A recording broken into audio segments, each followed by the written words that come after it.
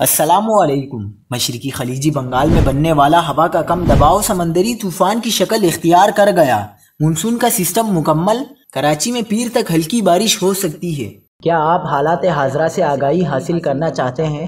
خبر کے پیچھے چھپے اصل حقائق جاننا چاہتے ہیں تو ابھی سبسکرائب کیجئے جلمل پاکستان کو اور ساتھ ہی گھنٹی کے نشان پر کلک کر دیں۔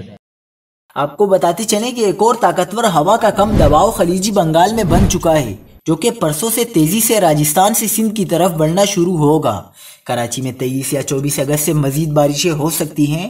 بارشوں کی شدت کا انحصار ہوا کے کم دباؤ کے ٹریک پر ہوگا۔ فی الحال اس کے 2 ٹریک ہیں، کل اس کا رخ مزید واضح ہو جائے گا۔ کراچی میں فی الحال موسلادھار بارشوں کا امکان ختم ہو گیا۔